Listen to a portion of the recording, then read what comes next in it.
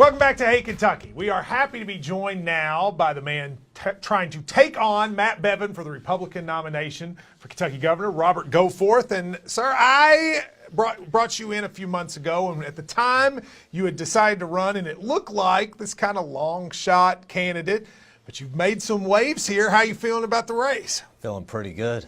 Feeling really good about the race. Okay, so you decided to enter, and remind people who maybe didn't see exactly why you wanted to run against the Governor Bevin in the primary. Well, I think Kentuckians deserve better than what we have.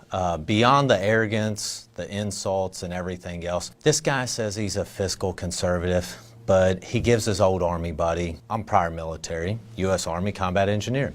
But I don't expect my buddies to give me a job that's double or triple the salary of what it is. And then all of his hedge fund buddies. They've made $400 million in management fees off of the KRS pension system since he's been in control of that board. They've directed those investments to their friends. And I don't believe that he's the right person for the job or the right person for Kentucky. So that's why I've decided to stand up. From a leadership standpoint, he has had a Republican House and a Republican Senate, super majorities in both for most of his tenure. Yeah. And it always seems like things can't get passed. You're part of that group. Why do you think that's the case? Well, because he's unwilling to listen to anyone. He thinks he alone has all the answers, and that's not so. He's unwilling to bring everybody to the table and work through the tough challenges that we face here in Kentucky. We can get things done, but he's unwilling to work with us. That's the problem. I've had some people, Republicans, talk to me about your candidacy and say, I like the idea of challenging Bevin, but I just can't tell if he's a serious candidate to be able to win. They sort of don't want to waste their vote. Right. Do you understand that? And how would you how do you convince those people that you can win the primary and win the general? I believe I can easily win the general. I go well up against any of the other candidates on the other side of the aisle. In this primary, I just need people to show up to vote. People are fed up with Matt Bevin. I've put almost $1 million of my own money in this campaign. Any of the online polls that you see, I'm winning big time. Even your poll. I mean, you were winning my one. That's right. Big time. Even our polls, we're winning big time. They put out an internal poll that showed he was ahead. Of course, that's what they're going to do. But all the other polls and everything else that you see, I mean, we are building momentum all across Kentucky. We hear the same thing every place we go. We want him gone. He doesn't represent what we want there as our governor.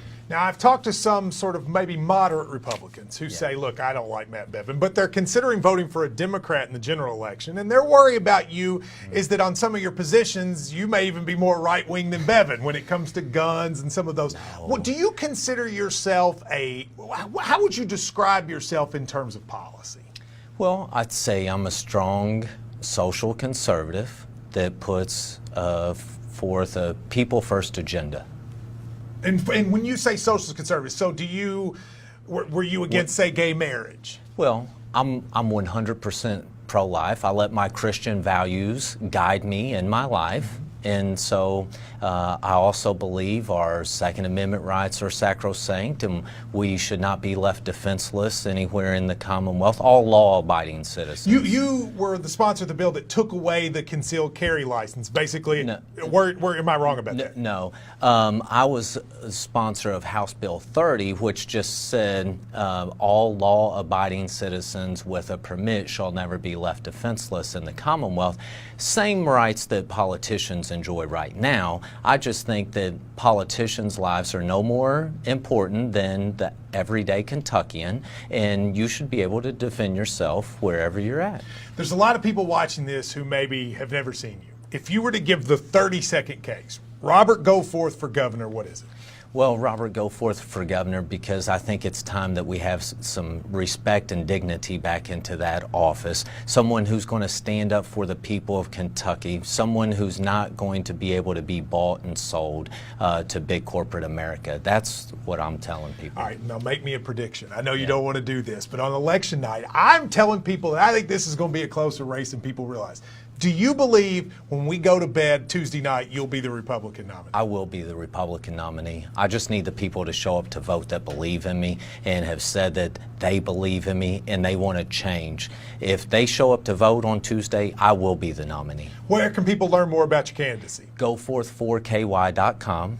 Goforth4ky.com, or on Facebook, of course, Goforth for Kentucky. One more thing, if you are the nominee, will you commit to doing a debate on this show with the Democratic nominee? I'll do a debate on the show with a Democrat nominee. I'll do a debate still with Matt Bevin if he's not scared. But see, I've challenged him time and time again. He refuses to show up every single time.